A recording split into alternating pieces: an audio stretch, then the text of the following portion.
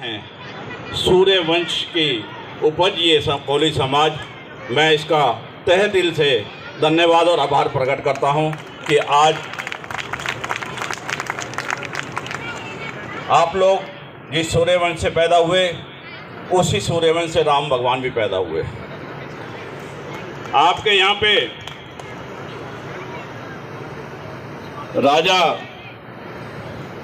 मानका के आप वंशज हो और आपके ही इस समाज में महात्मा बुद्ध जी भी पैदा हुए, कबीर जी भी पैदा हुआ, जिन्होंने कबीर जी ने ये कह दिया, निंदक नेड़े राखिए आंगन कुटी सुहाए। आप ये देखो कि इतनी महान बात वो व्यक्ति कह सकता है जो निंदा को बर्दाश्त कर सकता है। आज आप लोगों ने जिस काम को किया है, जिस कार्यकारिणी ने इस काम को किया है, आप क्या समझते हो इनकी निंदा नहीं हुई होगी? बहुत हुई होगी। वो व्यक्ति भी खड़े मिले होंगे जिन्होंने इनके टांग खींचने का काम भी किया होगा। वो व्यक्ति भी इनके साथ रहे होंगे जो घर का बेदी लंका डालने वाला भी होता है। ऐसे व्यक्तियों से इन्होंने बीच में रहते हुए जिस तरह से काम को बढ़ाया और इस तरह से समाज में एकजुटता लाने की कोशिश की। अभी मेरे बड़े भाई यहाँ मांग कर रहे थे एक छात्रावास की। मैं आपसे भी निवेदन करता हूँ और ख़ास तौर पे कोली समाज से निवेदन करता हूँ, जिस छात्रावास के लिए आप बात कर रहे हैं, मैं काफ़ी समय से उस काम के लिए लगा हुआ हूँ। यूआईटी में मैं इस काम पे पीछे पीछे चल रहा हूँ। लेकिन एक दुर्भाग्य है मेरे लिए कि आपके समाज में यहाँ कुछ संगठन अलग अलग बने हुए हैं। ये संगठन एक व्यक्ति मांग करने जाता है तो दूसरा उसकी टांग खींच के आ जाता है। अब बताओ अधिकारियों को हम क्या कहें कि दें या नहीं दें? एक सज्जन गए धमकी देकर आ गए अधिकारी को, आपने इनको दे दिया तो आपके खिलाफ मान आने का दावा करूंगा और कोर्ट में ले जा खड़ा कर दूंगा। अधिकारी तो भैया देखो इस काम के लिए नहीं आए हैं। अधिकारी आपको देने आए हैं और हमको लेने की शक्ति होनी चाहिए। लेकिन मैं आपको ये निवेदन कर दूं, अगर ऐसी स्थिति है कि ये आपके 4 संगठन है, 5 संगठन है, 2 संगठन है, एक अच्छा रास्ता है। आज सभी यहाँ पदाधिकारी जो विराजमान हैं आपके समाज के, खासतौर पर इनसे निवेदन करूँगा, इन 3-4 संगठनों को एक जगह बुलाएं और इनसे वार्ता करें कि अपने अपने संगठन से 2-2 आदमी दे दें। अगर ये 2-2 आदमी दे देंगे और 3 व्यक्ति ऐसे दे जाना मुझको, यानी 4 संगठन है तो 8 आदमी और 3 अपनी तरफ से ऐसे दे जाना जो इस काम में सहयोग कर सके। इन लोगों को समझाने का बुझाने का काम भी बाद में करते रहे। आपको ज़्यादा नहीं समय देना पड़ेगा। इस सरकार का जो कार्यकाल है उसको पूरा होने से पहले पहले आपको छात्रावास दिलवा के दे देंगे। लेकिन ये काम आपको पहले करना पड़ेगा जो मैंने निवेदन किया है। आपने एक निवेदन किया था कि सरकारी योजनाओं का लाभ इन सभी समाज के लोगों को मिल सके। आपको एक निवेदन कर दूं, अलवर के अंदर जिस कबीर कॉलोनी का आप अभी नाम ले रहे हैं, मैंने भी कहा कि आप उनसे वंशज हो, वो आपके समाज में पैदा हुए हैं, उसको भी दिलाने का काम कांग्रेस ने किया था। एक अलग से कॉलोनी बना के दी थी एक समाज के लिए। इससे पहले ना किसी राजस्थान के पूरे हिंदुस्तान में ऐसा नहीं हुआ था कि समाज के लिए कोई कॉलोनी बनती हो और वो यूआईटी बना के दे। और निवेदन करूंगा आपसे कि आप निश्चिंत रहें। जिस सरकारी योजनाओं के लाभ की बात करते हैं, आदरणीय अशोक गहलोत जी ने बहुत अच्छा काम किया है। ई मित्रों हर गली में खोल रखा है, हर सड़क पे खोल रखा है। आपको केवल जाना है वहाँ पे आधार कार्ड लेकर, आपका जन आधार कार्ड लेके जाना है और अपनी बात को आपने कहना है। माइक बंद कर लो। जो आपने लेके वहाँ जाओगे और जिस चीज़ में आपकी डिमांड है, भाई मुझे छात्रवृत्ति चाहिए, तो आप छात्रवृत्ति का फार्म भरें। आपको ये डिमांड है कि मुझे पेंशन चाहिए, पेंशन का फार्म भरे आए। केवल हमारे, क्योंकि टीकाराम जूली जी अलवर से मंत्री हैं और उन्हीं के पास ये सामाजिक विभाग है, सामाजिक कल्याण विभाग है। और अगर आपको कहीं बाजार में समझ नहीं है तो उन्होंने ऑफिस में भी ये काम को खोल रखा है। आप जाइए, 2 मिनट बाद आपका सेंक्शन होके आ जाती है। इससे ज़्यादा समय नहीं।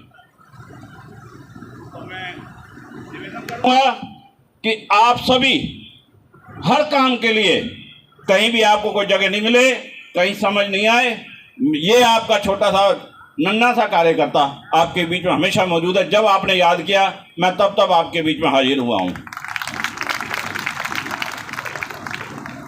इस समाज के साथ मैंने कई बार कहा, इतिहास ने अच्छा काम नहीं किया। इतिहासकारों ने इनके साथ बेअदबी की, जिसको कहते हैं कि समाज का जो स्थान इनको मिलना चाहिए था, वो इतिहासकारों ने इनको वो समाज में जगह नहीं दी है। क्योंकि समाज में हमेशा उन व्यक्तियों को तवज्जो मिलती है जो ऊपर बैठे हुए हैं, लेकिन इस समाज को जो बहुत ऊपर बैठा हुआ था, जो सूर्यवंशी से उत्पन्न हुआ था, और फिर उनके बाद इनके साथ ये हाल हुआ, तो ये कहाँ कहाँ हुआ? क्या कहीं तो कमी रही होगी ना किसी की? या तो उनकी कमी रही जिन्होंने समाज का इतिहास लिखा, या हमारी कमी रही कि हम समाज को उस जगह रोक नहीं पाए। क्योंकि शिखर पे चढ़ जाना एक आसान बात है, लेकिन शिखर पे टिके रहना बहुत मुश्किल काम है। जब आप शिखर पे चढ़े हो तो वहाँ पे टिकना बहुत ज़रूरी था। आपके समाज ने जुलाहे का काम भी किया, आपके समाज ने किसानों का काम भी किया, आपके समाज ने मछली पकड़ने का काम भी। ख़ास तौर पर जब मैं पढ़ रहा था मुझे समझ में आई कि महाराष्ट्र और गुजरात के तटीय इलाकों में आपका मुख्य काम था मछलियाँ सप्लाई करना, और सब सेठ थे, सबों के पास धन धान्य था, सबों ने अपनी अपनी जगह बात रखी हुई थी, ये नहीं कोई कमी थी। आज हम जो मजदूर बन के बैठे हुए हैं, उसके पीछे बहुत बड़ा योगदान था तो अंग्रेज सरकार का था। आप लोग सबसे ज़्यादा अमीर और किसान के बेटे थे, आप लोगों के पास सबसे ज़्यादा ज़मीन थी जोतने के लिए, लेकिन अंग्रेज़ों की सरकार ने क्या किया? केवल आप लोगों को कमज़ोर करने के लिए आर्थिक दृष्टि से आपकी ज़मीनों को इसलिए बांटने का काम शुरू कर दिया कि ये आर्थिक दृष्टि से कमज़ोर हो जाएंगे तो हमारा राज चल सकेगा। अंग्रेज़ों की सोच थी। अंग्रेज़ों ने जब ये किया कि आपकी धरती को बांट दिया, बड़ी कास्ट के लोगों को दे दिया, हालांकि उस समय बड़ी कास्ट आप लोग थे, आरक्षण में नहीं थे। जिस समय की मैं बात कर रहा हूँ, उस समय हम जैसे लोग आपके सामने छोटे थे, लेकिन उन्होंने जो काम किया उससे किया, जैसे उनका काम था ना फूट डालो और राज करो, उन्होंने इस धरती का भी बंटवारे करते समय फूट डालो और राज का काम किया। आपके साथ भी यही किया कि आपकी जो इतनी बड़ी बड़ी ज़मीनें फार्म हाउस हुआ करते थे, उनको 4 आदमियों बांट दिया, 5 आदमी बांट दिया, 6 आदमी, या जो किसान आपके वहाँ नौकरी कर रहा था, जो हल चला रहा था, उसको दे दी, केवल इसलिए कि आर्थिक दृष्टि से आप लोग कमज़ोर हो जाएं। और जब भी किसी व्यक्ति को मारना हो ना, आप और हम गौर करके देखना, जो फरसे और लाठी और बंदूक से लड़ाई लड़ने जाते हैं ना, वो उसको केवल एक व्यक्ति को मार सकते हैं, समाज को ख़त्म नहीं कर सकते। अगर किसी को ख़त्म करना है तो उसकी जड़ें हैं पैसा, उसकी जड़ें हैं आर्थिक दृष्टि से मजबूत, उसको कमज़ोर कर दो समाज, और वो व्यक्ति अपने आप कमज़ोर हो जाएगा। वो आपके साथ भी हुआ। जैसा कि आप लोग जिस समाजों से निकल के आए, ठाकुर आप उस कास्ट से रहे, राजपूत वंश आना आपके उसमें रहा, और ख़ास तौर पर जब जब आपने यहाँ पर व्यवस्थाएं उठाई, अपनी बात को रखा, तब तब आपकी बात को दबाने का काम किया। और ख़ास तौर पर मैं अलवर के उन लोगों को भी जानता हूँ जिनका कांग्रेस ने हाथ पकड़ा था मजबूती से और अपनी अंगली तुम्हारे हाथों में पकड़ाई थी। उन व्यक्तियों ने अपने घर बनाए, आप लोगों को आगे लेकर नहीं आए। ऐसे व्यक्तियों को भी मैं जानता हूँ। कहूँगा उनसे सावधान रहिए। आप जब उनसे सावधान हो जाओगे तो आपके लिए कहीं भी कोई जगह की कमी नहीं है, कोई व्यक्ति की कमी नहीं है, आपके लिए कोई मजदूरी की कमी नहीं है, आपके लिए काम की कमी नहीं है। एक विशेष तौर पे ध्यान दो कि हम केवल मजदूरी करना क्यों चाह रहे हैं, हम हमारा बिजनेस क्यों नहीं कर सकते, इस तरफ भी ध्यान देने की कोशिश है। उसका कारण है कि हमने हमारे बच्चे और बच्चियों को पढ़ाना काम नहीं किया कभी भी। छोटी सी उम्र में उनको क्या किया, काम पे लगा दिया, ना वो पढ़ा ना उसकी बुद्धि विकसित हुई। कई बार कहते हैं ना, आप देखो मजदूरी जो अपने घरों में करें, उनसे पूछ लेना, बता देंगे, अरे भैया इसकी तो सिर पे प्रात रख के इसकी बुद्धि खत्म कर दी।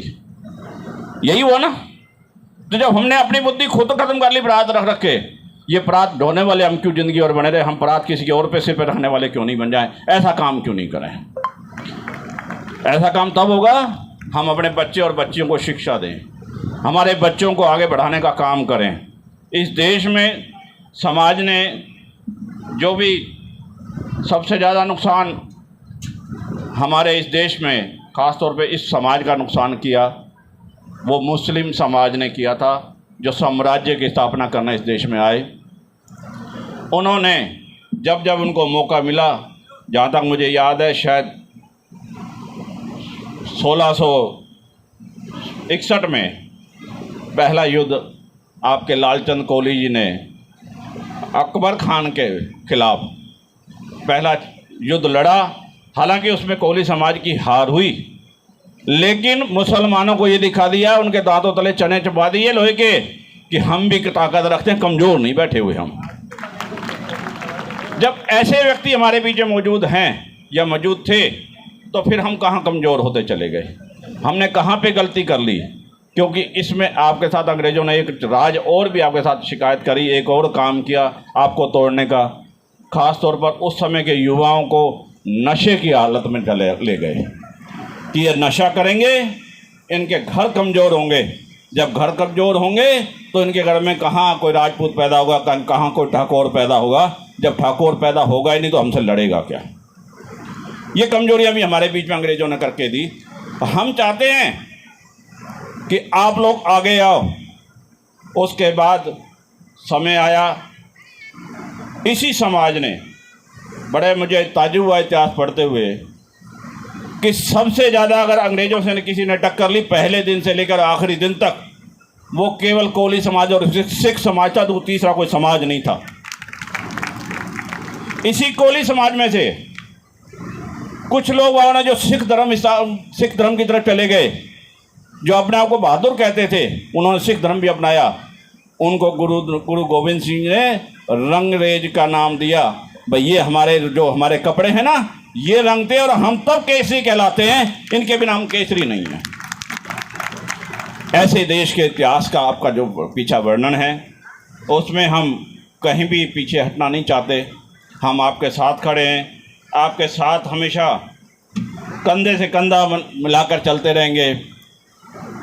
1916 में जब कोली देवी आपके यहाँ पहली एक महिला हुई, उससे पहले, हालांकि मैं उस बात पे वापस चलूँगा बाद में, उसने अंग्रेज़ों के साथ अकेले युद्ध किया और लोगों को जोड़ने का काम किया। लेकिन जो वहाँ के सिपा सलार थे, वहाँ के जो राजा थे, बड़े लोग बाग थे, उन्होंने उसका सहयोग नहीं किया।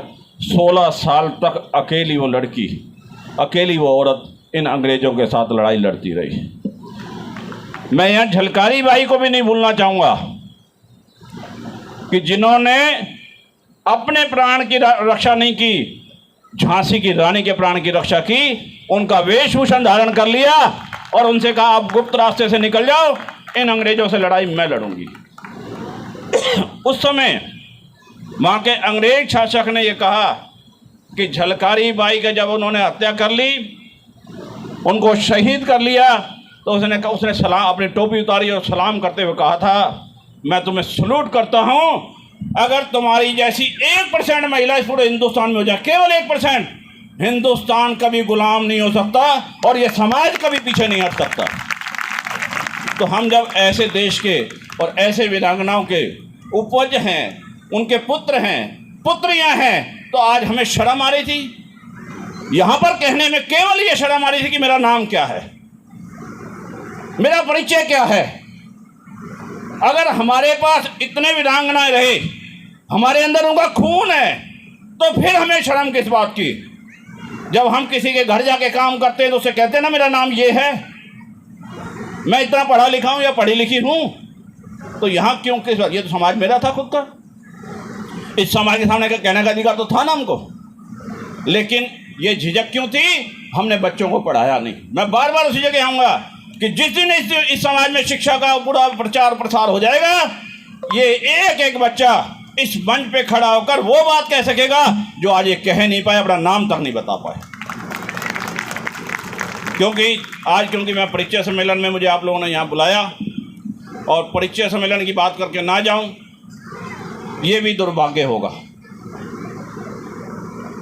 क्योंकि समिति का पहला प्रयास था और पहले दिन जब बच्चा चलता है ना, उसका भी पैर लड़खड़ाता है, गिरता है, माँ उसको संभालती है, फिर उसकी अंगली पकड़ती है कि खड़ा हो या खड़ी हो बिटिया, तेरी माँ तेरे साथ खड़ी है या तेरा पापा तेरे साथ खड़ा है। इन बच्चों ने जो काम किया, इनके माँ बाप, आप बुजुर्ग हो, इनसे जो गलतियां हैं उसको तो मत गिनना, बाहर जाके मत कहना कि ये कमियां रह गई, बेचारे अतिथि मुद्दे इधर उधर घूमते रहे, या जो उनके मुख्य अतिथि है वो कहते रहे, इनको समझाते रहे, ये मत कहना। ये कहना बच्चों शाबाश, हम तुम्हारे साथ खड़े हैं और तुम्हारा हौसला बढ़ाते हैं कि तुमने जो आज किया है इस देश में, इस समाज को हम आगे ले जाने में तुम्हारा साथ करेंगे, तुम्हारे साथ खड़े रहेंगे। जब जिस दिन अपन ये करेंगे इन बच्चों के साथ, ये बच्चे आगे जाएंगे और आगे जाके आप लोगों का नाम रोशन करेंगे और काम को आगे लेके चलेंगे। केवल आगे से इतना सा ध्यान रखें, खासतौर पे समिति के सदस्य से निवेदन करूंगा, हम भी परिचय सम्मेलन करते हैं, हमारे समाज में भी होते हैं, कुछ कमियां हैं, अगर मुझसे पहले पूछी होती तो मैं पहले ही बता सकता, लेकिन आज इस मंच से इसलिए बता के जा रहा हूँ। आगे ये कमियां समाज, क्योंकि समय समय पर, क्योंकि अध्यक्ष ने कहा कि हम जोड़े बनाएंगे, जयपुर में शादी करेंगे, मैं तो निवेदन करूंगा आप जोड़े बनाइए, शादी हम अलवर में करेंगे, व्यवस्था हम देंगे आपको, आप करने का काम करो और कोशिश करेंगे हमारी सरकार की तरफ से या हमारी तरफ से व्यक्तिगत तौर पे हर बच्ची को कुछ ना कुछ हम देकर भेजेंगे कन्यादान के रूप में। हम ऐसे नहीं छोड़ने वाले, इस समाज को हम साथ, हमने लोग कहते हैं ना मेरी अंगली पकड़ ले मेरे साथ चल, मैं कहता हूँ अंगली मत पकड़ किसी की, क्योंकि भीड़ के झोंका जब आता है ना अंगली छूट जाती है। हम कहते हैं हम तुम्हारा बाजू पकड़ते हैं, कितना ही तूफान आ जाए, कितनी बाढ़ आ जाए, हाथ नहीं छोड़ेंगे। तो इस हाथ को साथ हम जो रात को लेके चलना चाहते हैं, हम साथ जोड़ के चलना चाहते हैं, आप लोगों को साथ रखना चाहते हैं। कोशिश ये करना भविष्य में, मैं जिस बात को वापस लेके चल रहा हूँ, जिस बच्चे या बच्ची का हमने नाम लिखा था, किताब में मैंने नाम पढ़े, उनकी एजुकेशन हमने लिखी, मैंने देखा कि केवल एक बच्चा मेरी नज़र में आया जिसने लिखा था मैं बीकॉम किया हुआ है, बाकी सब कोई 10वीं, कोई 8वीं, कोई 7वीं। तो ऐसा लो ये है कि हमने शिक्षा की तरफ तो कमी रखी, नाम के साथ साथ आगे हम जो हम करते हैं वो बता दूं। हम क्या करते हैं, उस व्यक्ति के, जैसे आपने मेरे ये बिल्ला लगाया है ना, हम उस व्यक्ति के एक टोकन नंबर लगा देते हैं, 1 नंबर, 2 नंबर, 3 नंबर। अब जैसे इन्होंने महिलाओं के पास मानो आपने किताब दी, महिला ने किताब पढ़ी, अब नाम से तो नहीं ढूंढ पा रही ना वो बच्चा कहाँ बैठा हुआ है या बच्ची कहाँ बैठी है, नहीं ढूंढ पा रहे ना, कोई भी, किसी को नहीं पता ना। अगर वो टोकन नंबर लगा हुआ होता उसके, तो बच्चा या बच्ची के माँ बाप या बच्चा या बच्ची स्वयं चुपचाप जाके देख के आ सकते थे, भाई 1 नंबर लड़का ये है, 2 नंबर ये है, 3 नंबर ये है, 4 नंबर ये है, 5 नंबर ये है। अपन को कुछ नहीं करना, केवल आपके माँ बाप को